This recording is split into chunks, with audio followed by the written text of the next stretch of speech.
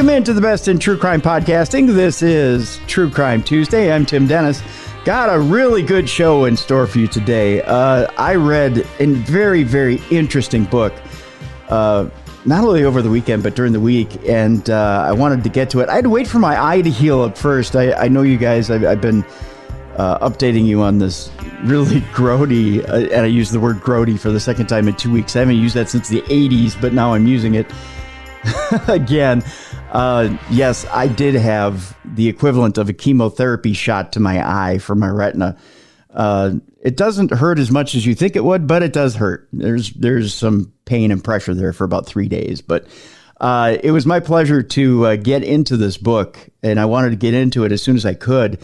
The name of the book is ShadowMan, an elusive psycho killer and the birth of FBI profiling by Franscell. I want to get into it right away here, but first I just want to mention that over the weekend, my littlest nephew, Gavin, was in a hockey tournament for Squirts. He's a hockey player, and they ended up winning the Squirts B championship. They fought long and hard this season, and Gavin, I just want to say I love you. You did a good job, buddy, and congratulations on that championship. So let's get into this program, shall we? This novel, this book, folks, I was blown away by. If you're not familiar with the beginnings of the FBI profiling program, it's quite intensive. It's quite intriguing, and psychology is something that pulls me in. It's something that I myself am intrigued by, especially the psychology of the criminal mind. And this book really does bring it out. And in this case that happens in Manhattan, Montana, is one that really kind of boggles the mind, but at the same time brings out the very beginnings of what we now know as serial killers. That term wasn't, I believe, come up with until I think it was 1978, and we'll clarify that with our guest here. But let's bring him in without further ado. The author of ShadowMan. Here is Ron Franscell. Ron, welcome into True Crime Tuesday. Hey, thank you, Tim. I'm glad to be here. Let's start at the very beginning of this case. We start in 1970. Oh, actually, we're going to go back to the very beginning. The very beginning of this. We should call him a serial killer because that's what he is, essentially. Yeah, we can refer to him as a serial killer as long as your listeners understand that wasn't even a phrase, as you said. It wasn't, and that wasn't coined for several years after this. More importantly, the idea that a set of killings might be linked by the psychology or the psychopathy of the perpetrator hadn't really been fully developed either. So that plays a role here. Now, it's kind of a complicated story in that, we always hear that these killers start young. That it always starts with, it either starts, I don't mean to laugh when I say this, but it starts with bedwetting, with killing a pet, with something, and you would think this is cliche by now, but it always starts with a crime, something like this, or with a some sort of bad habit, and then it escalates from there. But it really does, sure, doesn't it? Well, it does. We certainly see certain behaviors that they're called. What you mentioned is called the McDonald triad. I should insert here that sure, the triad, the bedwetting, the cruelty to animals, the fascination with fire, has been, I don't know if discredited is the right word, but we've evolved past it psychologically. But certainly that was and remains a view of people like this. And even if we know a little different, it's at play in this particular story. And I think it does reflect on the kind of person that ultimately we're dealing with. But yeah, when our bad guy is 13 years old, there are a series of sort of deviant pet crimes, let's call them, in this little dinky town. And they were noticed by the cops. They just simply weren't accredited to some kind of deviant living among them. It was just believed that there were some teenagers being perversely cruel to animals as a kind of high school prank or something. The animals were being nailed alive to telephone poles or burned alive, things like that. And it's wicked, of course, but the belief on part of the cops was just pranksters, deviant pranksters, but still just a teenage thing. There are other elements to those, the other pieces of those elements we just talked about, like the bedwetting. Of course, we don't know that for many more years down the line, but yeah, you're right. And the story kind of begins there, but nobody knows it. And certainly we present it in the book in a kind of passing fashion, because we haven't, the really perverse stuff doesn't happen at that time. It's later in the story. But I think by the end of the story, all of these pieces line up. They do. And you know what's interesting, Ron? The way you put this together in the book is very interesting in that we get snapshots. We get a snapshot of the scene of a crime here, and then we get a snapshot of a scene of a crime here. And then you ask the question, so why does this keep coming up? Yeah. At the end of each chapter, which gets us thinking, why does this keep coming up? Tell me why that pneumatic trigger. Well, I think that in general, that was a question I ran into a lot. And we're talking about a set of crimes that happens 50 or more years ago. And it happens in a small town in the rural West, where people are suspicious to begin with of outsiders just sort of dropping in. You add the fact that outsider is asking troubling, somewhat embarrassing questions, then it gets ramped up. And it was a common question that was posed back to me while I was there. And I spent a lot of time boots on the ground in Manhattan and its environs. And the locals were not always welcoming. They didn't always open their doors, figuratively or literally. And that was a question. Well, why are you bringing this up? It also, I think, is a piece of the story that there is a reason why we're bringing it up. And of course, it's explained in there. We don't have time in this show to go into that detail. Right. But there is a reason why 50 years we talk about this. And so, if you ask me what drew you to this story 50 years later, my glib answer would be that the secret of my success as a writer is that I never pick up a story that I can screw up. And so I want a story that's the glib answer. But what I really mean by that is that it has to have a certain power. It can't be formulaic. In this particular case, we're dealing with universal stuff like a mother's grief or the desperation and the persistence of the investigators and the FBI agents in this case. And maybe yours and my fear of the dark. That's a good point. I want to ask you a little bit about the pushback when you put boots on the ground in Manhattan. There's two schools of thought here. School of thought number one is that so much time has passed that why would there be so much pushback? I mean, obviously, it's by now 50 years. You would think it would be ancient history. That maybe it wouldn't be such a shock to the system that you'd be able to walk in and be able to meet a generation or two down that wouldn't be as affected to talk about such events.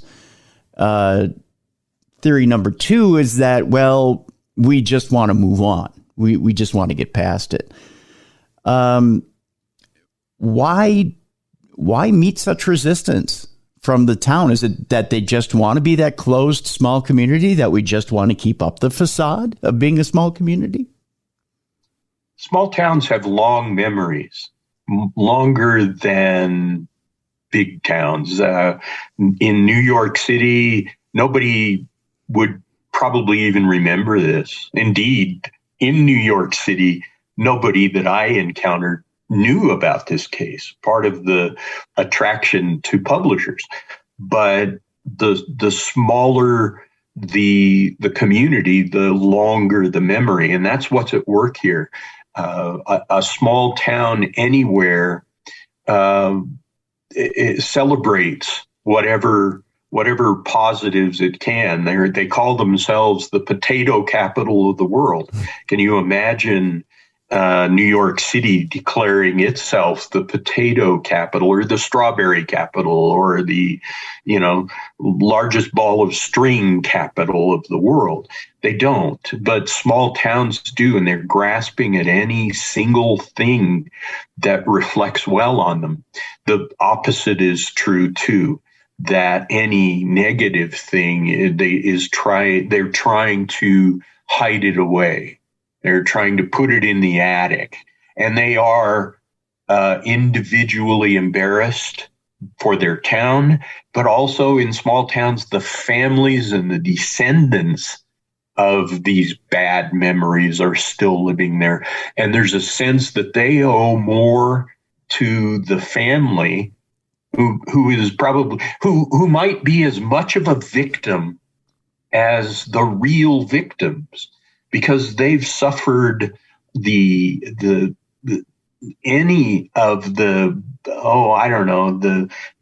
accusations and the sidelong glances as anybody. So there are a lot of moving parts in that. Suffice it to say, when I drop into Manhattan, Montana, which is about 900 population, there's a significant number of people who feel that to talk about this case is to demean the town,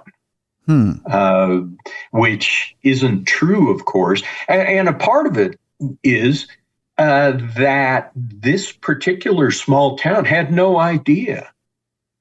And that's a little embarrassing, too.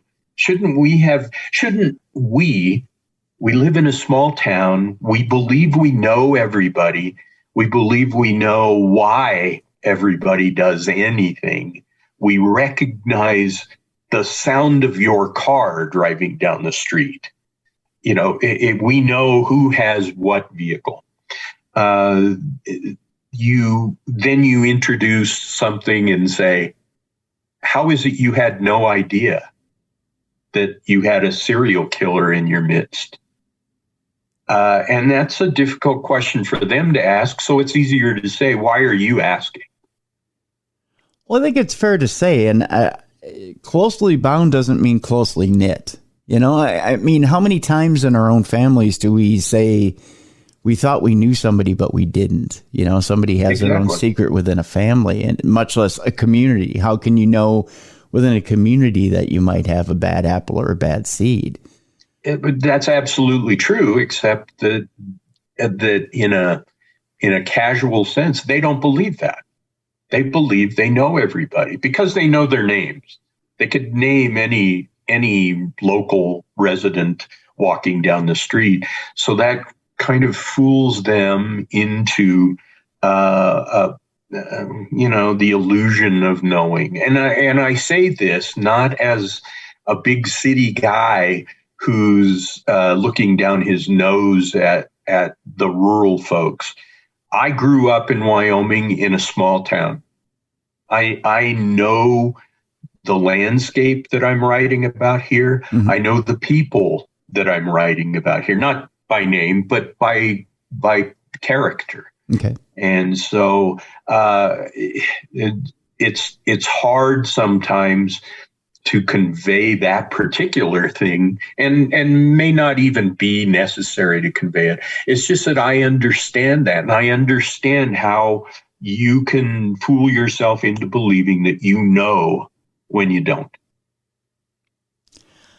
I guess so. I had kind of a different upbringing. I was brought home to the city, and then we moved out to the suburbs, and then we lived out in the suburbs, my entire life. So being a suburban kid, you know your block, but you don't know your entire city. So you do get kind of a mixture of the two, You do, yes. You know your block, your maybe even the block over, but you'll never truly know your city. So you're always instilled with the idea of a stranger's a stranger. So don't, stranger danger, don't trust strangers, but you do trust the people on your block to look out for each other. At least that's the way it was in this time frame that we're talking about, which is the 70s and into the late 70s. Which is kind of ironic as I'm reading the novel. I'm thinking, this is around the time that I was, in my young childhood. And I'm thinking about, I'm relating to one of the characters in the story, Susie, and being that young and thinking about, how trusting the family is. And we'll get to Susie here in a little bit. As we go down the cases of this one particular person that we'll get to as well. That's the central character of our story and the serial killer in our story. But I'm just thinking as I think this, and I'm putting myself in this novel, I'm thinking, with small towns come the lack of heightened awareness or heightened security. Would you agree with that? Well, I think they let their guard down to a certain degree for the reasons we were just talking, that I know everybody. I know who is a character. I know who's odd. I know who's friendly. And there's a sense that you would never transgress against people in a small town. You would be known immediately. There's also at play here a common idea that your town is an island and that the seas that surround you might be rough. And in this particular time, early 70s, something happens and there's an immediate reaction that it's the outside world. It's not one of us. It's the outside world. Manson's trial had ended, very recently to this time. Watergate was ramping up. Vietnam was still raging, as well as the counterculture with it. The Black Panthers, the Weather Underground, a few other perverse killers were out there. And so the people of Manhattan, Montana felt that the world was imploding, and it had nothing to do with them. It had everything to do with that outside world.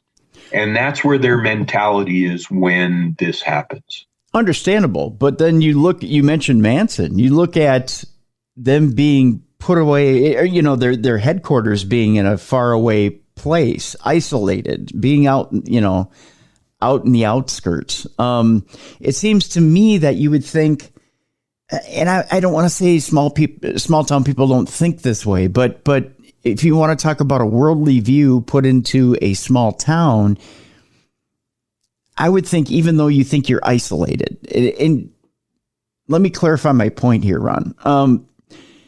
Even though there's a false sense of security, we look after each other. We look, we watch our backs. We know who comes in and goes. We have this sense of security. The first place, and we know this now through years and years of criminal profiling, the first place I would want to go if I'm a serial killer is to your neck of the woods, because you're isolated, because you've got a lot of land, because you've got places where I can hide bodies. Sure. You're the first place I'm coming, not the last place I'm coming. Wouldn't you agree?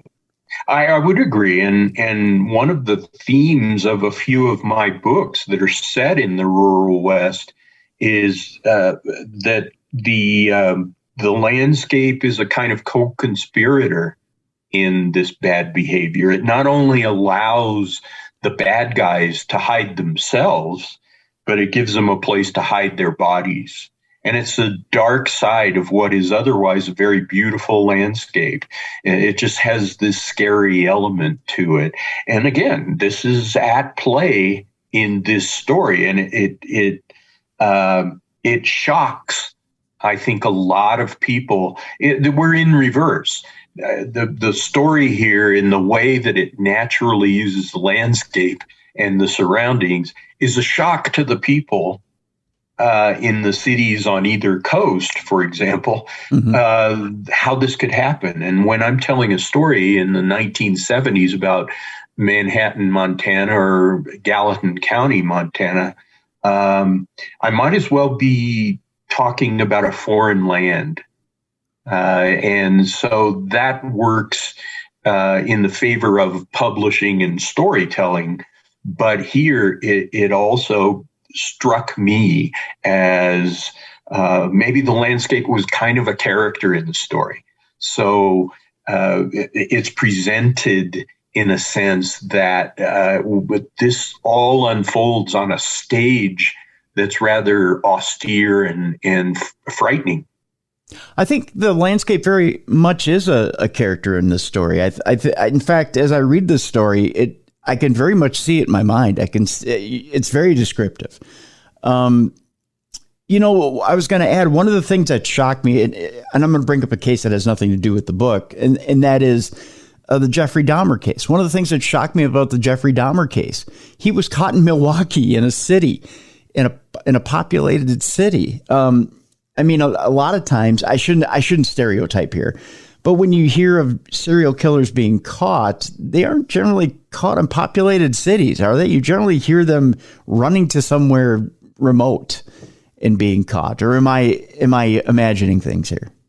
I don't know. It's an interesting question about where a serial killer might be operating and what their prime hunting grounds might be. Certainly in cities, it's a target-rich environment. Right. They have more people, and they might have more situations where they can come into contact with potential victims.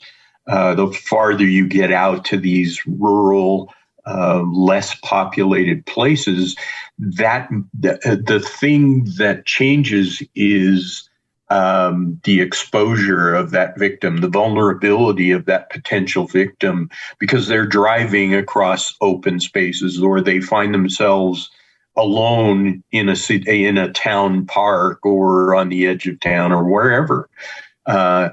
It doesn't necessarily change the victimology, and that's the view of a non-forensic psychologist. But I don't think that if we studied serial killers and where they come from, that it would be vastly different from the ratio of city people to rural people. Okay. They exist in all populations. In this case, somebody from among those people, not a city person, but somebody who was one of them. And there's a certain security of operating among the people that you come from. You can imagine you don't want to stand out. You don't want to be the obvious New Yorker in Manhattan, Montana. You also don't want to be the obvious Montana cowboy on Fifth Avenue. True, very true. Ron, let's do this. Let's take our break. When we come back, let's talk about the players in this case and who eventually gets shooken out as the one who ties in between each one of these cases and eventually is sniffed out as the person who committed these crimes. The book is ShadowMan, and an elusive psycho killer and the birth of FBI profiling. Ron Franscell is our guest. He's the author of the book ShadowMan, an elusive psycho killer and the birth of FBI profiling. You can click on the link in the description of the show and follow that and get a copy of the book today. It's, again, a fascinating book and a very enticing book. I got through it. It's such an easy read. I breezed right through it. And a very intriguing book at that. When we come back, we'll talk about the crimes, the players, and who eventually shook out as the suspect. We'll do that when we come back next on the best in true crime podcasting. This is True Crime Tuesday. Welcome back to True Crime Tuesday. This is Tim Dennis. Our guest is Ron Franscell. The book is ShadowMan, an elusive psycho killer and the birth of FBI profiling. Ron Franscell, our guest. Ron, let's jump into it here. Now, we alluded to the fact that when you're setting up the book, when you're getting into the beginning of the book, you start to highlight a few cases, and then you tie it. Go ahead. Yeah, and then you kind of start to tie it together as we introduce not just our local policemen who are looking into it, but then the eventual involvement of the FBI. But let's go over a little bit. Now, you talk at first about two kids playing on a bridge. And one of the kids is up on I believe on a bridge about to jump down into the water. He's about to yes, right. About to do some sort of a stunt. What happens to this child as he gets up on the bridge? He's about to do a stunt. It's something unusual. They're literally out in the edge of town. Nobody's around. Dirt roads leading, to and from the bridge. But they're doing what kids do in rural places. They're going out on a warm day and having fun. In this case, jumping off a bridge into the river below, the Gallatin River. In this particular case, and at some point in their play, one of them goes up to the very top of the bridge, this steel girder bridge, and is about to jump off when he turns to his friend on the ground and said, "I'm shot." And he then just sort of tumbles off the bridge into the water below. As he's carried down the river, the friend doesn't know what to do, so he runs to the nearest habitation, which is a farm about a mile away. They call the sheriff. The sheriff comes out, but then they can't find this little boy's body. It's attributed at that time by the investigators from the sheriff's department that it was a stray shot. Somebody had been hunting rabbits or target practicing and either missed their target or ricocheted, and it just happened to hit this kid. And that's where it was left. His body was ultimately found about 3 weeks later, and they did indeed find that he'd been shot in the chest. And the theory remained that this was an accidental death from a stray bullet. This happened in what year? Was it in the 60s? Yeah, that was 1967, the spring of 1967. Okay. So then there's also an incident in the state park, right? Having to do with a Boy Scout? It does, and it's about a year later.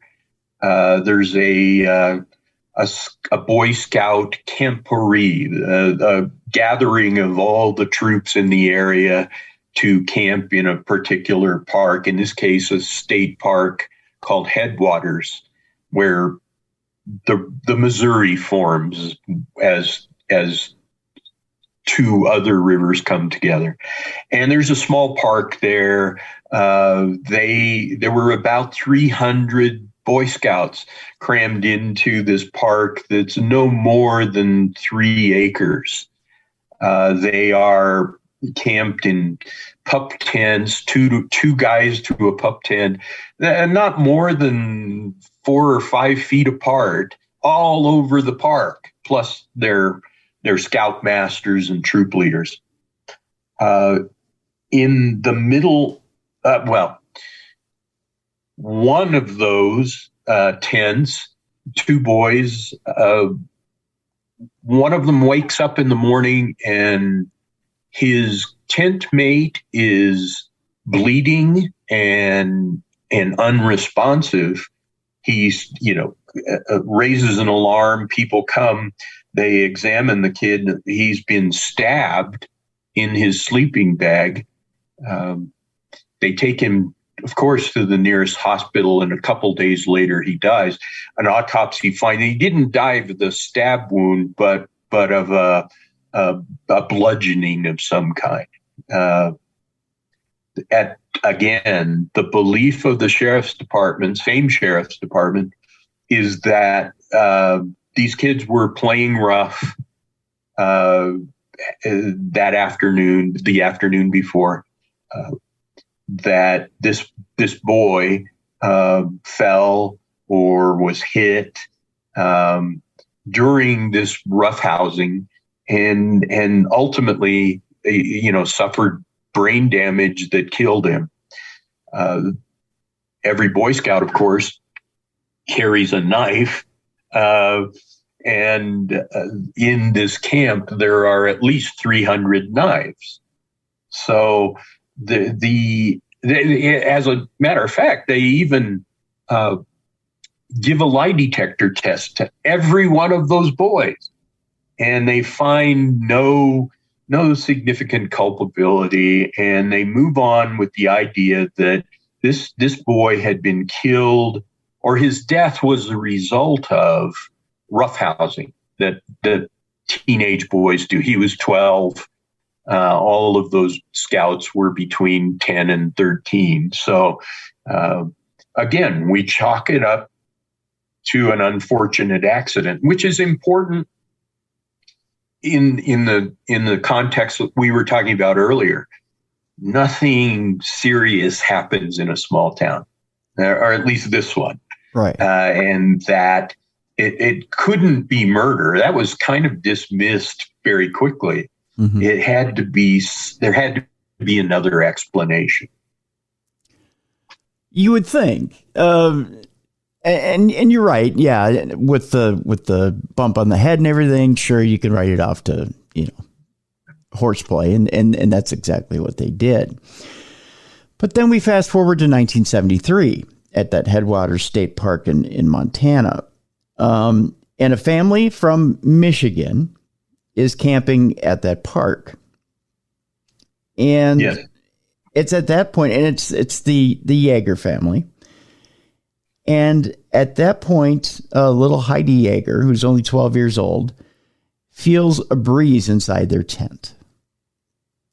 Yes, the night before, four of the siblings had crammed into this tent, kind of snuggled up like sardines in their sleeping bags. So crammed in there, so to speak. Heidi wakes up the next morning and feels this breeze on her face, which is unusual. And she sees that the back of the tent is open, and she assumes it has split or something. But she also notices that her little sister, 7-year-old Susie, is gone. Her first belief is that Susie has just wandered out to go to the bathroom or is playing outside or something. It's 5 o'clock in the morning, so playing seems unusual, but she's a 12-year-old girl. She doesn't know.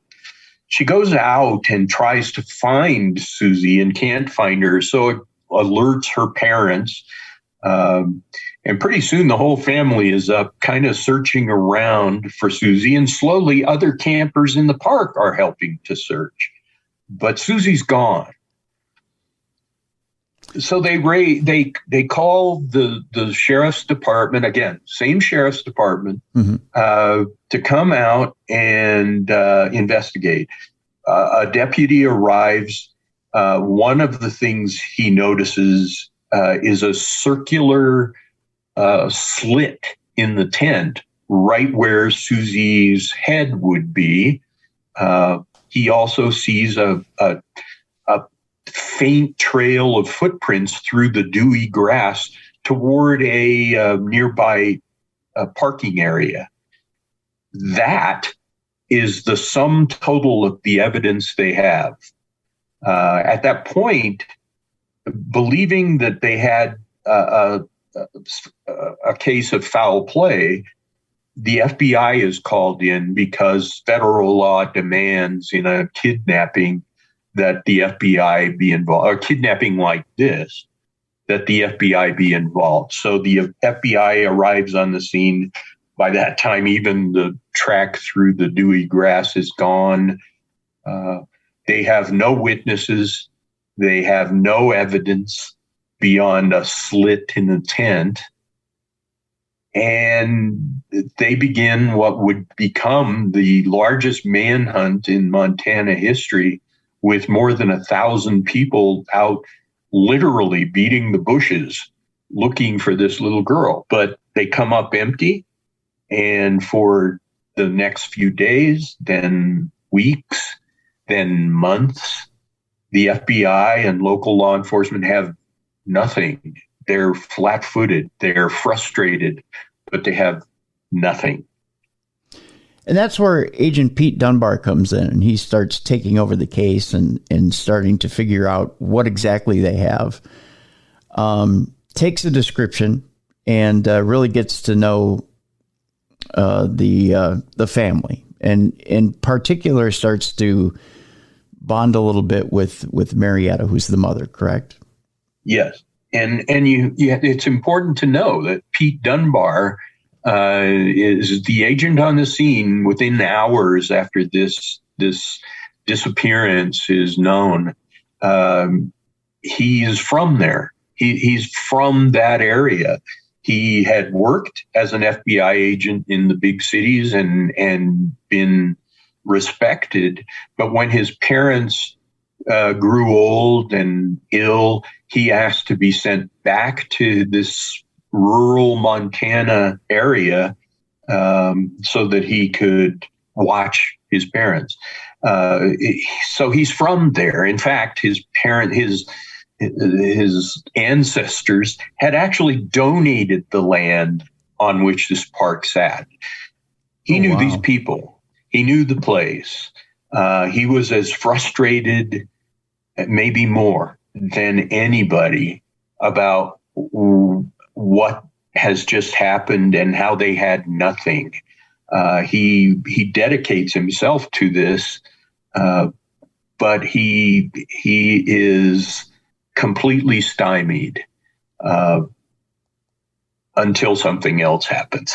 And I guess we'll get into that. We will get into that. To say Pete wasn't impressed with the police work from time to time would be understating it, wouldn't it? Yes. And not just Pete, but the people of the county. They do recall that Boy Scout's death. And they do recall that it seemed like a casual investigation that didn't really lay the blame at anybody's feet. So their conclusion was that it was botched by the sheriff's office. And so there was a political element on the sheriff's part. He if he were to be reelected, he needed to overcome some of these suspicions. And now all of a sudden, a little girl goes missing and he can't find her. Yes, you're right. Pete Dunbar, the FBI agent, lacks confidence in his local law enforcement partners. And it makes his search even that much worse. I mean, as far as trying to find a suspect. How long did the Jaegers search in that area in that state park? I mean, it had to be quite a while. They were there for how long? They were there for quite a while, weeks, I think 6 weeks. And the locals were so kind and generous. They supplied food. They visited. Dunbar even arranged for his local parish priest to visit the family and not only counsel them, but, to share share with them some fellowship. So, but again, it's important. There's nothing. We still have nothing. A lot of tips have poured in. They tend to fall into the category of it's somebody from outside. And so they were reporting every long-haired guy that traveled through the county in his Volkswagen and every dirty little kid that came through with hippie families or tourist families that didn't look right. But very little pointing at people inside. There was some, but not much by comparison. So there's also at this time a little bit into 1974. There's a girl named Siobhan McGinnis who goes missing as well, isn't there? There is, and she's a little 5-year-old girl from a town up the road, Missoula, Montana, a bigger city, a college town. But this little 5-year-old girl goes missing in broad daylight. And there's again a big search for her. They find nothing for a while, and as some days later they find her dead in a culvert out on the highway.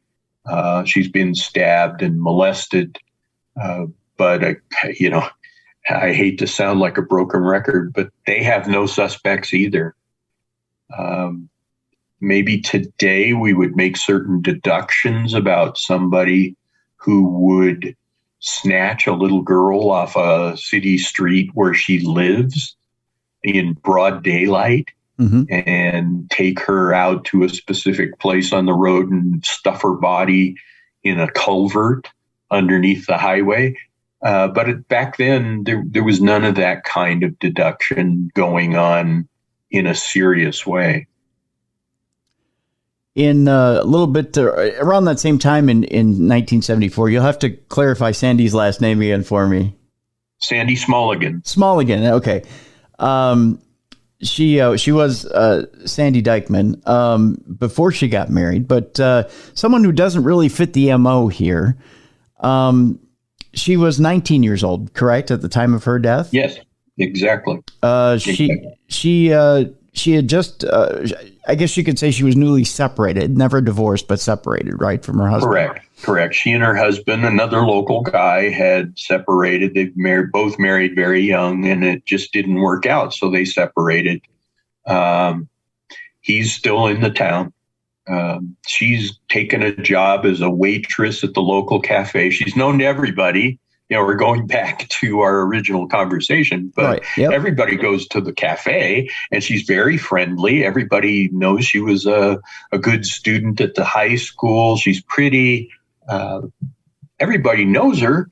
When she goes missing, this is pretty big news in the town. She wasn't the kind of girl who would just wander off on her own.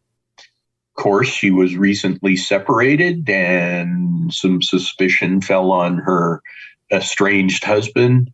There were a few others. She'd begun dating during that time, so there were other people.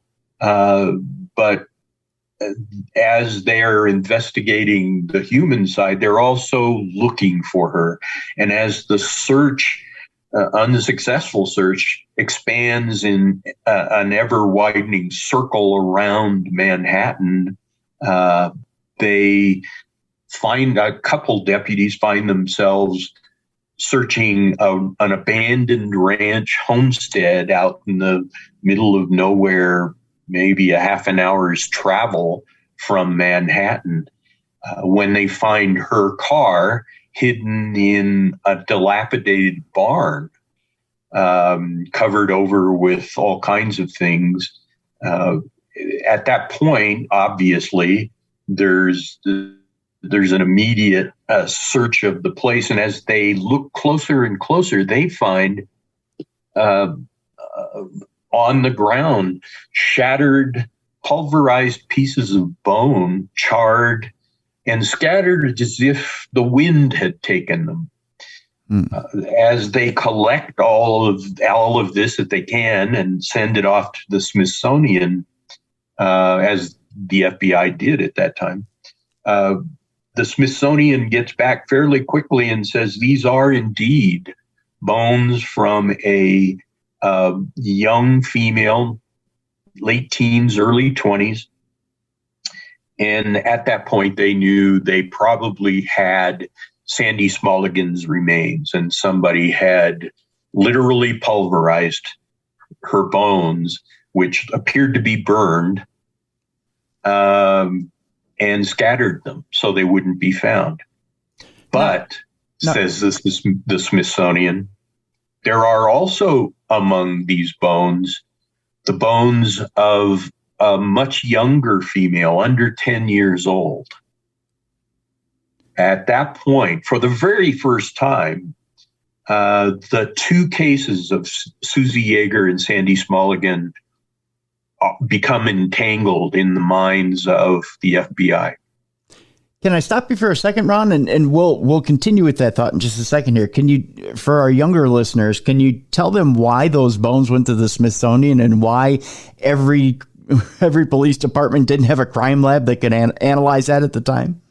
Well, just that. I mean, we've got to remember that in 1974, our forensic tools, the forensic tools available to police, were some primitive blood typing and fingerprints. Lie detectors were being used a little bit more, but that's where it stopped.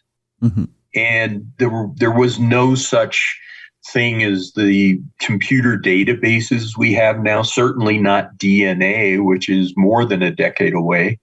And there are a variety of other high-tech tools that we now take for granted today that didn't exist. They sent it to the Smithsonian because that was, at least to federal agents, the most trustworthy and knowledgeable center for the study of bones. In this case, it was anthropological more than it was forensic anthropological.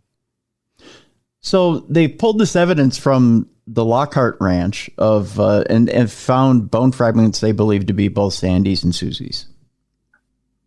Exactly.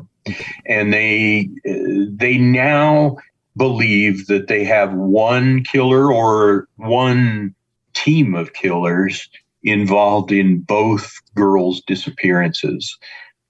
Things, at least in terms of the fact that there are but perpetrators out there connected to both cases, but they had still 8 months after Susie disappeared, they still had no suspects because they had no evidence, no witnesses, no leads. And they were as frustrated as they had ever been because now they have something far different than what they had dealt with before.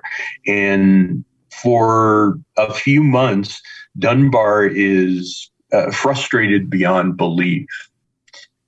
it's not until he has to return to Quantico in Virginia to get some ordinary, regularly scheduled training that he sits in on a workshop by two fellow agents. One is a psychology expert named Pat Mullaney. The other is one of the FBI's respected crime scene. He was an agent who was known to be expert at crime scenes. He wasn't a crime scene tech. Okay. These two guys had an idea, and they were developing the notion that crime scene evidence might tell investigators a lot about behavior and the psychology of the perpetrator if they knew what to look for. And if they knew that everything they saw could tell them something about their unknown subject, their unsub. So half of ShadowMan is about the crimes, and the other half is about how these two kind of pioneering FBI agents conceived this first profile.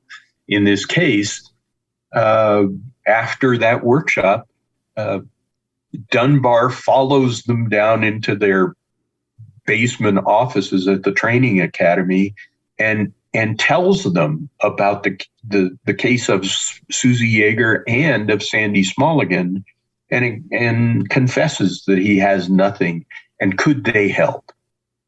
They took a look at his case file and ultimately decided that this case was not very complicated nor high stakes. It was a safe bet. It might be a safe one to test their theory. So this is where the FBI's first criminal profile is born.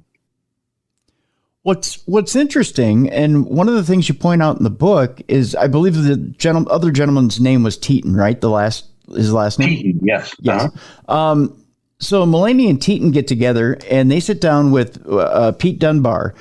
And as they're going over these two cases, normally in today's criminal profiling, it takes, especially with serial killers, it takes 5 cases in order to figure out a profile for a serial killer. They did it with 2 cases, and as they profiled this killer, correct? Exactly. But once again, we have to remember there's no roadmap. They have no rule book to follow. They are doing this for the first time. There wasn't much trust in it. J. Edgar Hoover himself thought profiling was hokum. It was black magic. It was only the death of Hoover and the ushering in of more progressive leadership at the FBI that gave these two guys a little bit longer leash to prove their theory. But it's not known at that time. It hasn't really been formulated at that time that the serial nature of these crimes, the connection among them. So they're, to a certain degree, they don't have that kind of perspective yet. They had certain beliefs based on a few interviews that they had done with known killers, and certain things that they had deduced from that. But that was all. They didn't have those databases. So there was most of this was experience and logic. I think even they would admit that a little bit of it was guesswork. But again, they were separately experts in psychology and crime scenes and had no model. And most of the items on their profile ultimately were just came from their own backgrounds. I think it's safe to say, though, it was a pretty good educated guess. I mean, like you said, there was precedent, there was experience. And when you look back at the hundreds of crimes that are out there, of murders that are out there that were committed by psychopathic personalities, you could see patterns and match those to interviews you had done with psychopathic killers, and then put those together along with psychological trends and kind of squeeze that all into an uncomfortable box. And there you go. You've got a loose recipe to make your little psychopathic cake with, I guess, to put it kind of non-eloquently. You know, that I mean, in theory, it works. And in theory, it does work because we still use it today. Although not in the way people think. I mean, there's TV shows out there that kind of overdo it and make it look. Kinda. Yeah, they kind of overdo it. Make it look a little different than what it actually is. Hollywood has a tendency to overdo it in spectacular ways. Yeah, exactly. But what's interesting is throughout the book, Mulaney and Teton,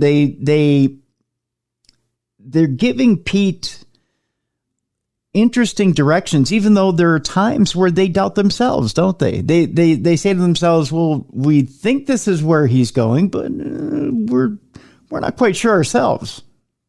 Well, there was an element of that, yes, that because they had no roadmap, they had no database, they had no significant number of interviews that they had done with killers, they would admit there was a little guesswork involved, not as much as you might think, but the pushback was more from boots on the ground law enforcement, cops, and even agents like Dunbar, just as Hoover had pushed back. And the reason is because they believed a crime was solved by talking to people, by knocking on doors, and maybe a little Sherlockian deduction. But that was fell far short of the kind of carnival sideshow mind reading and clairvoyance that they believed profiling was. So there was conflict more than Teton and Mulaney questioning themselves. They were being questioned by the boots on the ground. Now, at one point, the net was cast pretty wide as far as suspects went. It was every serial pervert you could think of, sex pervert, to people who were oddballs in town, to whoever it may be. They narrow that down to, I believe it was a handful, correct? That they had in mind? That's the nature of profiling. People think that profilers jump on a private plane and go to the crime scene and do their voodoo, and then whip out their guns and chase the bad guys and throw them down and slap the cuffs on them. That's not what happens. These guys were simply trying to narrow the pool of suspects so that the boots on the ground law enforcement could narrow its energy and its time to people who are more likely to have committed the crime, away from people who are less likely or could no way have committed the crime. So that was their function, was to simply narrow the pool of possibilities. And so, yes, they start with a wider cast net, and then that net the slowly gets smaller and smaller and smaller. And along the way, their first profile was about 15 items. By the time this investigation comes to a conclusion, they've added a few because they've learned some things along the way. Mm-hmm. So it's roughly 20 elements in this profile, which we know now, 19 of them were spot on. Right. And that 20th one wasn't wrong. It's just that the circumstances of the case made it that we could never get that question answered. Well, and as far as actual people, they had cast a wide net as well. And I know in Sandy's case, they were looking at her ex-husband, former boyfriends, people she had dated. And then what's funny is things kind of come out in the wash when they're eliminating suspects in town. And as you're pointing out, profile, and we're kind of intersecting here, Ron, with what you just said there and what I'm about to say here is as Mulaney and Teton are coming up with profiles and behaviors and what this person may look like and what this person may possess as far as characteristics go in a profile. Something matches everything in this profile of this person that probably killed Susie and probably killed everyone else that we've listed, to Siobhan, to the Boy Scout in the tent. And they're pretty specific profile characteristics, aren't they? Well, they are. And we must remember, your listeners should know that nobody has mentioned the two young boys from 67 and 68 as being related. In fact, they're not even really remembered. Siobhan McGinnis isn't really a factor either. They are just looking at the two cases of Susie and Sandy. And yes, the profilers come up with some fairly specific things. Some of them we now know today are kind of the go-to descriptions, that it's probably a white male in his 20s. You and I and everybody else kind of presume that's the typical serial killer and mass murderer. Not 100%, but that's the go-to description. And things like Susie was probably dead within 2 days. But they also went beyond that, and they said, for example, that the unsub was probably at least modestly intelligent, because Susie's kidnapping needed a highly organized thinker who really had anticipated what the investigators would do. So there was a lot of planning and organization, and a dumb guy wasn't going to be able to do that. He took her to an off-site location. He could have just dumped her, which he didn't, and it would have been easier. He had what they presumed to be a stronger, more developed, detailed fantasy about this. He was able to move around in the dark. He probably drove an inconspicuous vehicle nobody would think twice about. He knew exactly where to park and how to move around in the dark. All of those things said something to them about his personality. So that's where I say there's a certain amount of logic and experience involved. There's only one problem with the number one suspect that kept coming up. He's a fine, upstanding young citizen. Yes. He's come up once before during the Susie Jaeger investigation. He's now coming up again as somebody who had dated Sandy Smulligan one time. It didn't work out. She kind of brushed off a lot of his continued efforts to get a second date. So they looked at him, they even talked to him. But the fact is, he was fairly articulate. He was modestly smart. He was friendly. He dressed well. He had no record of any kind. He was recently back from Vietnam, a Marine sergeant. he just did not fit the profile that they had been given. He even tried to help out the Dunbar's cops. mind. Dunbar was making a gut reaction. This couldn't possibly be our guy. He didn't look like a killer, and he didn't sound like a killer. And no matter what the profilers were saying, that he did fit the profile. We go back to that idea that the boots on the ground were pushing back, that they didn't buy into this entirely. And Dunbar would say, they never came out here. They never talked to him. I've talked to him twice, and he's not our guy. He pops up again. And the profilers are even stronger about this. They suggest that Dunbar suggests as a way to put them, to quiet them, that they take him and give him a lie detector test, which they do. He passes. Subsequent to that, the profilers want to do it again. He passes again a second time. Eventually, the profilers suggest a truth serum test for this guy. Again, he passes with flying colors, and his story hasn't wavered one iota.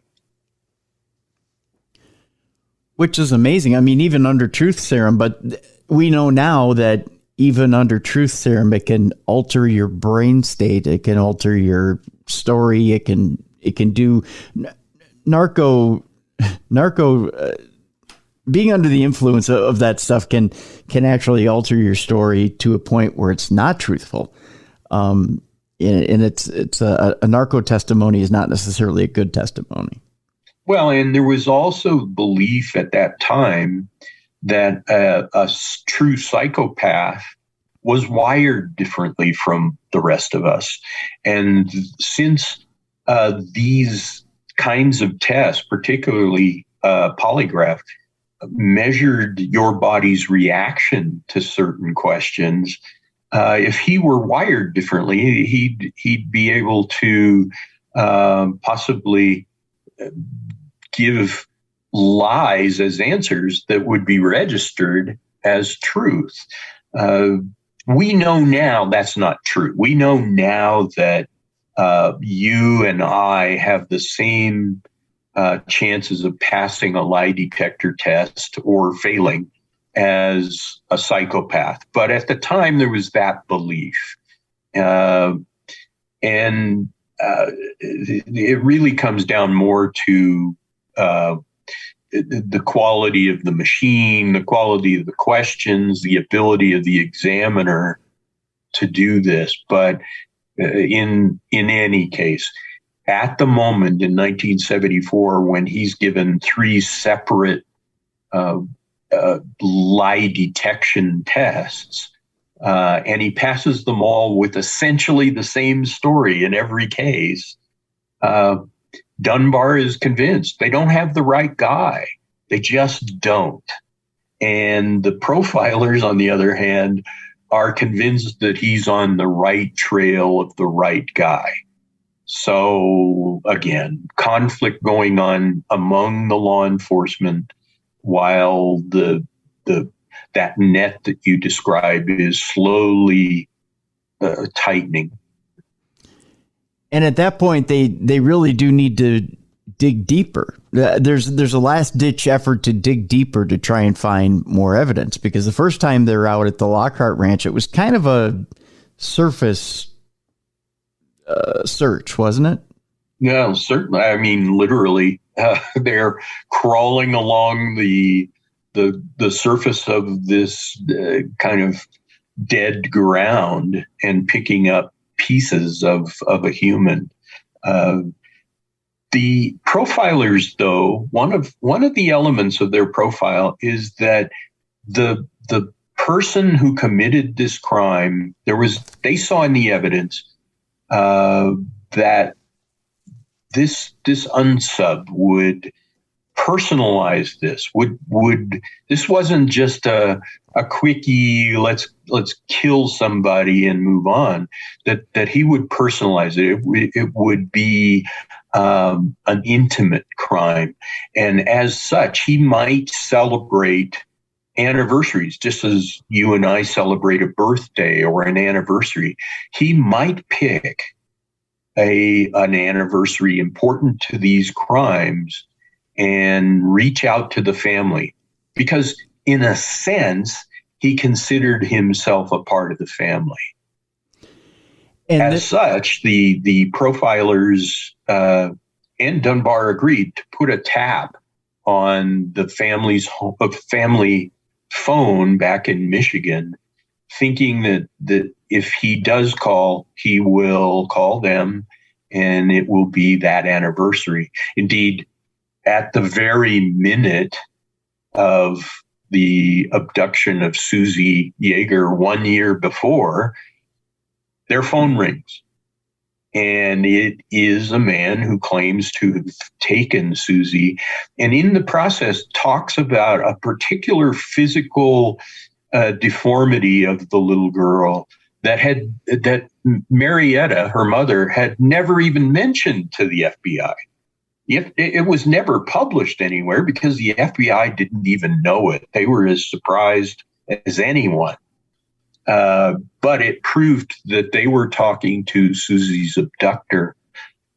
In that phone call, he begins as a kind of sadistic, taunting figure who's twisting the knife over and over and over. And here's this mother who's sick at heart, who's grieving, who's convinced that she's talking to a man who killed her daughter.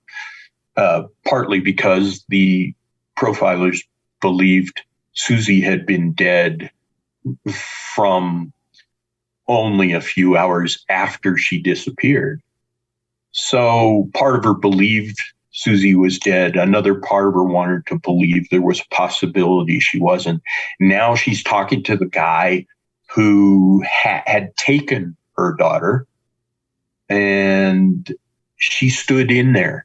She wasn't angry or accusatory or hysterical.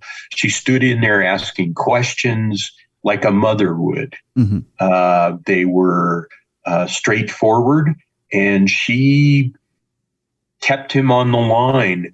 It wasn't the tracing of the phone call, which was as important ultimately. It was what he said that added to and expanded the knowledge that the profilers had about this unsub. Now, there was, as you pointed out, she stayed strong and continued to talk to this caller. And there was more than one call, obviously. There were a few calls in there. Yes. He continued to try to torture her, get on top. There was a seesaw battle, if you will, between the two at one point. And there was the backup of Mulaney and Teton telling, almost coaching, I guess, along with Pete Dunbar, coaching Marietta to keep her on top of this killer, to try and keep him at bay, because they found a fatal flaw in him, didn't they? Yeah, they did. And in that phone call we were just talking about, that taunting, that sadism that we saw in the beginning, by the end of the phone call, he has been reduced to a tremble. He's starting to sob. And the reason the profilers believed was that he had some difficulty with strong women. She was standing in there with him. She wasn't crumpled on the floor. She wasn't hysterical. And that frustrated his intentions. So there was a presumption that a strong woman would throw him off his game. And so, yes, they continued to involve her in this communication. They, at one point, ultimately, they take her to Montana and put her in his presence, hoping that she'll be able to get under his skin a little bit more.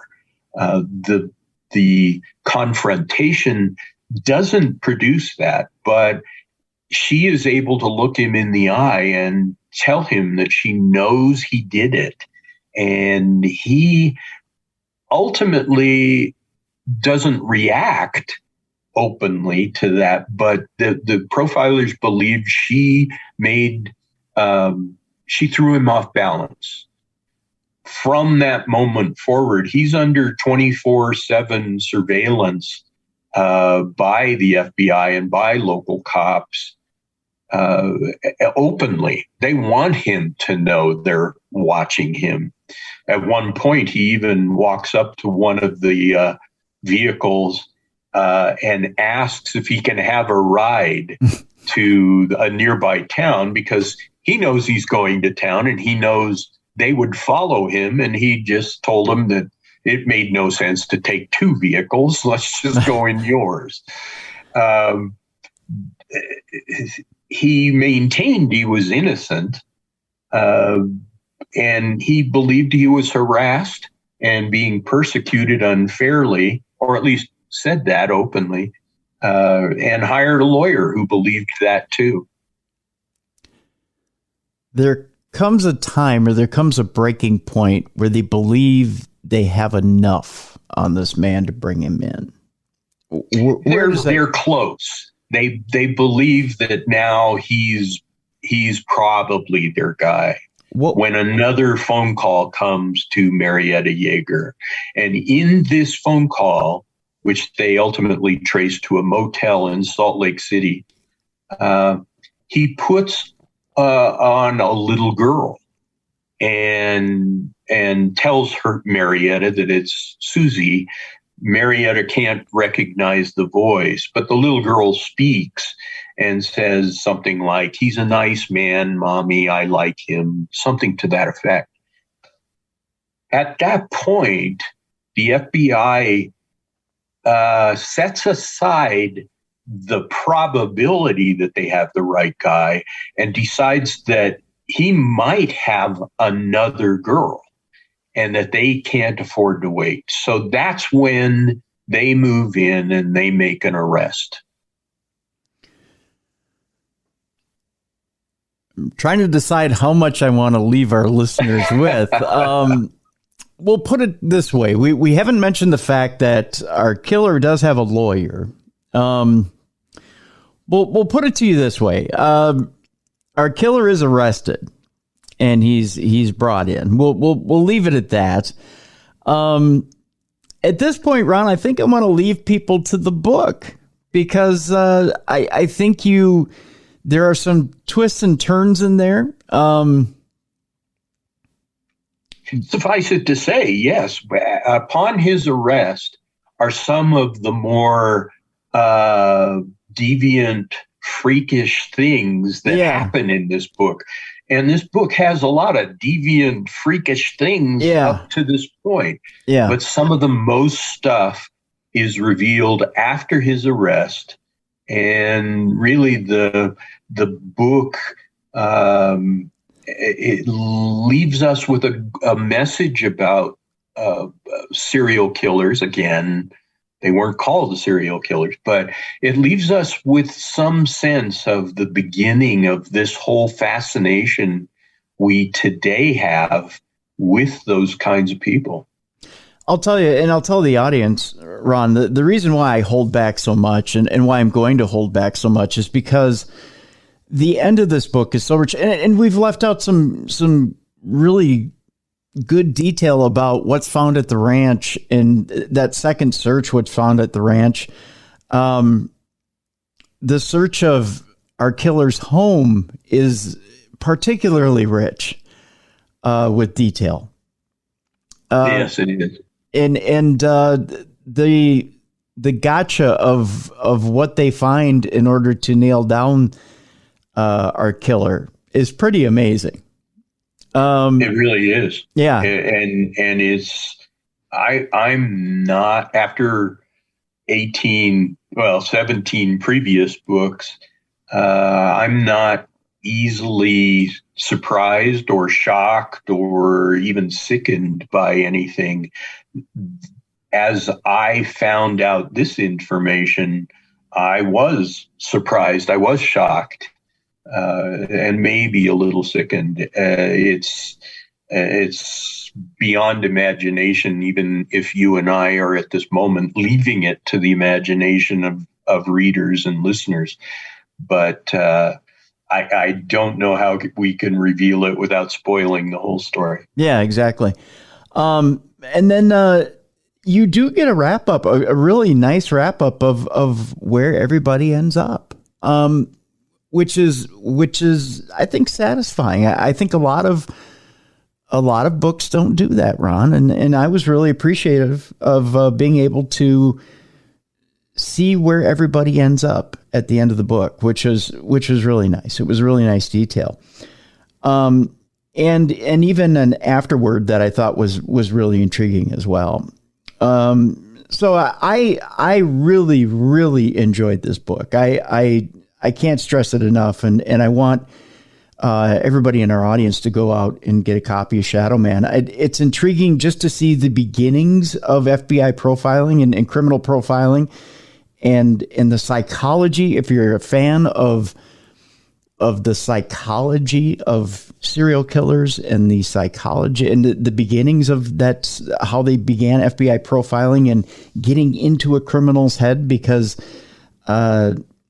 this first case is intriguing to say the least. This guy had his stuff together until he became unraveled.